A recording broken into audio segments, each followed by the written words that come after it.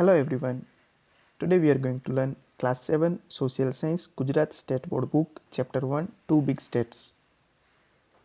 First of all, we'll start the lesson with first one state, Kanauj. Harshvardhana, the time period is from 606 to 647 CE. King Harshvardhana was born in 606 CE. After the death of his father Prabhakarvardhana, Harshvardhana's elder brother Rajyavardhana ascended the throne of Thaneswar. However, Rajyavardhana was killed by the king of God Sasank. Their sister Rajyasri was imprisoned by the king of Malwa Devgupta. Under these circumstances, as advised by the leaders of the kingdom, Harshvardhana shouldered the responsibility of Thaneswar, present Punjab and Haryana. Okay, so within this first paragraph, we can see about Harshvardhana. Harshvardhana's father name is Prabhakar Vardhana. His brother name is Rajyavardhana. He was killed by king of god Sasank. His sister Rajyasri, she was imprisoned by king of Malwa Devgupta. So in this critical situation, he took charge of Thaneswar. Immediately after ascending the throne, he decided to free his imprisoned sister Rajyasri from the king of Malwa Devgupta. In the meanwhile, she had escaped from the clutches of Devgupta and ran away into the Vindhya forest. He went in search for his sister, and with the help of people living in the forest and a Buddhist hermit Divakar Mitra, he stopped her from committing sati. So after ascending the throne, after becoming king of Thaneswar, he decided to free his sister Rajyasri from clutches of Devgupta. But already his sister was run away from his clutches. So he wanted to find her sister. She went into the Vindhya forest. So he wanted to search his sister with the help of people, those who are living in forest, and a Buddhist hermit Divakar Mitra. And he stopped Harshvardhana. He stopped her sister from committing sati. Sati, which is one system in which after the death of husband, wife also has to buried with her dead body. Since Rajyasri's kingdom, Kanuj, present day Uttar Pradesh, which was without any king at that time, Harshvardhana became its ruler. Later he defeated Devgupta, the king of Malwa. As part of his preparation to launch an attack on Sasank, the Gond king, he formed an alliance with the king of Kamrup, Assam, Bhaskar, Bhaskar, Bhaskar Varman, with the help of a large army. So now here he just signed a treaty. He just friendship with the king of Kamrup, present day Assam, Bhaskar Varman, with the help of a large army, with the help of a combined army of the king of Kamrup, Assam, and Harshvardhana. He defeated the Gond king and won over a major part of his kingdom. He also conquered Malwa and Saurashtra, but was unsuccessful in defeating Pulkesi II. About Pulkesi II, we'll see the next topic, which is given next one. King of the Chalukya dynasty of South India. After 7 successive victorious years, Thaneswar emerged as a large kingdom in North India. So till 7 years, he got a victory over the kingdom in North India, and he extended his empire, a large empire he increased. So here I wrote about Harshvardhana. The first one, Harshvardhana, his time period is from 606 to 647 CE. His father name is Prabhakar Vardhana, his brother name is Rajyavardhana, and his sister name is Rajyasri. So remember it. Next, Harshvardhana's region and administration.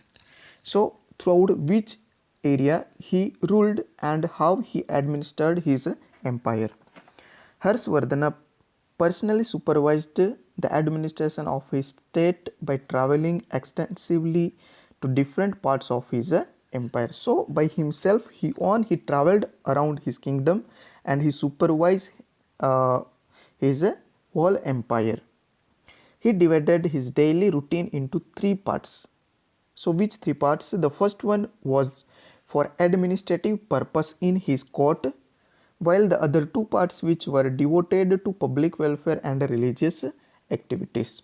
He was so diligent in carrying out his administrative responsibility that at times he even forgot to have his meal. Okay, so while he is in this work, so he was more responsible for his kingdom in his administrative responsibility. So sometime he forgot his meal also. Meal, which means food. Next one, imprints left by Harshvardhana. So what all things which done by Harshvardhana and which left by him. Harsh built many rest houses, wells, step wells, lakes, muds and viharas, and also prohibited animal slaughter, which means he built many things like wells, step wells, lakes, muds, viharas for Buddhist and Jainism, and he stopped animal sacrifices. Every year he organized a Buddhist religious meet, and every 5 years he would organize a huge religious congregation at Prayag. There he would donate generously till his entire treasury was emptied, and would even give away the ornaments he would be wearing at the time. So till entire treasury of from his kingdom which will be empty, so till that time he is donating to at this place Prayag. Even he removed his ornament which he is wearing, that also donating. The great Sanskrit poet and writer Ban Bhatt adorned his court. His famous work Harshcharit and Kadambari are famous even today. So remember two great work which is written by Ban Bhatt, great Sanskrit poet and writer. So which two books or which two works? Harshcharit and Kadambari. We come to know about many important aspects of King Harshvardhana's reign from Harshcharit. King Harsh himself was a writer and wrote three plays: Naganand, Ratnavali and Priyadarshika. Next, here we can see Harshvardhana's empire. So we can see the pink color which is a Harshvardhana's empire in the northern part. Next one, Emperor Harshvardhana's empire, Nalanda University. So we all know the Nalanda University, which was a world famous during that time period. King Harsh extended all possible assistance to Acharya Subhadra and made Nalanda into a world famous university. The university had access to the revenue of 100 villages given to them by King Harsh for its upkeep and maintenance. So we all know that the Nalanda University, which was a very big or large university, so the maintenance also, huge maintenance cost also they need. So from Harshvardhana's kingdom he given revenue which collected from 100 villages for maintenance of Nalanda University.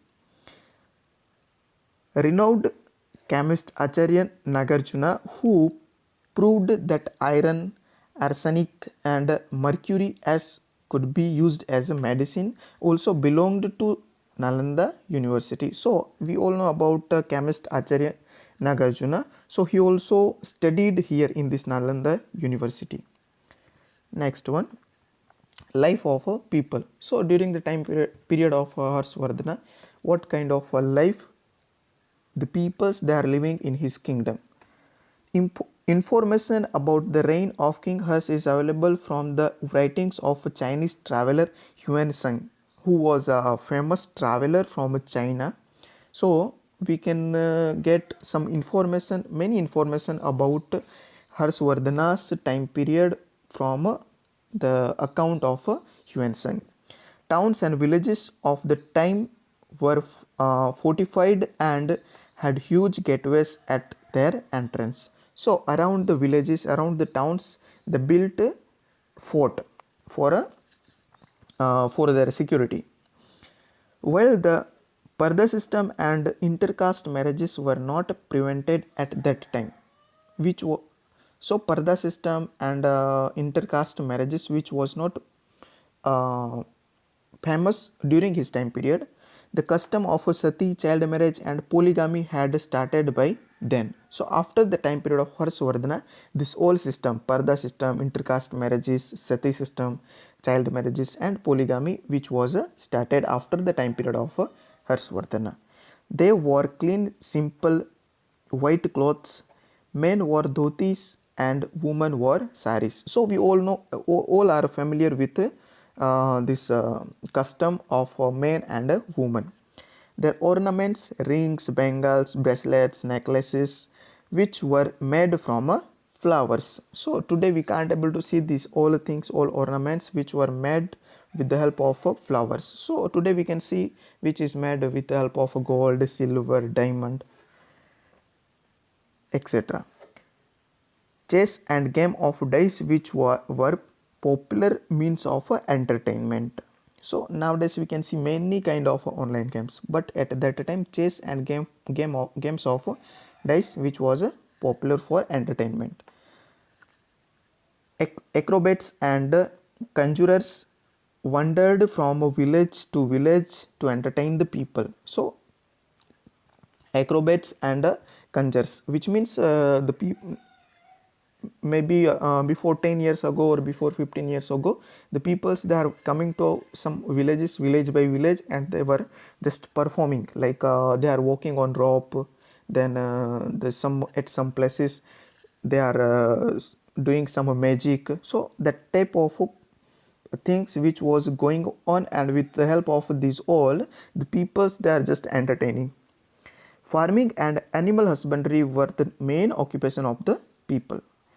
Land revenue was 1/6 of the production. So what amount of land revenue the people has to give to the kingdom? 1/6. So for example, if suppose the peoples they produced 100 kg wheat, so out of this 100 kg they have to divide into 6 parts, and from the 6 parts they have to give one part to the kingdom as a revenue.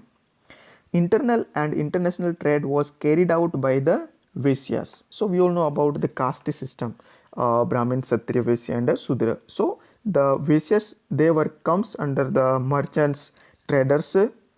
So they are performing this kind of activities. A highway from Patliputra to Brugukach, nowadays Bharuch port, was built by the state for trade and transportation of goods. Gold and silver coins were used for commercial transactions.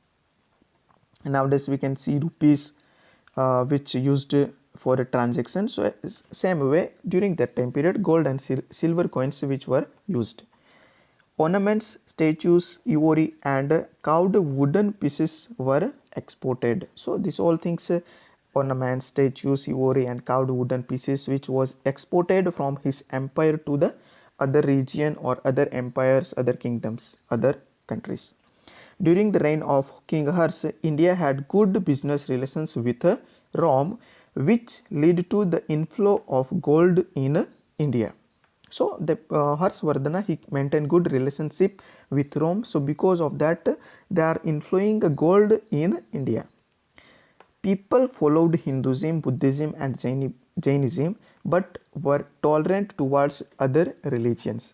So here the people they are believing in Hinduism, Buddhism, and Jainism, but the Hinduism people they are respecting to the Buddhism and Jainism. Buddhism people they are respecting to the Hinduism and Jainism people they are respecting to the Buddhism and Hinduism. So likewise they are tolerant towards other religions. Next one. Here we can see the image of Huensang who travelled to India during the time period of Harshvardhana. Next one. Huensang. The time period of Huensang was 629 to 645 CE. The Chinese traveler Huensang visited India during Harsh's reign and studied Buddhism at Nalanda for 5 years. He also studied for 5 years at the Nalanda University about the Buddhism. Huensang he has noted that there was 100 Buddhist months in Harsh kingdom. Next, people lived a simple, pious, which means a holy and peaceful life based on living by rules of good moral conduct and justice. Cheating and breaching of promise which were considered sinful. Now next one, Vatapi. When King Harsh was ruling over his empire in North India, King Pulkesi II was ruling in South India.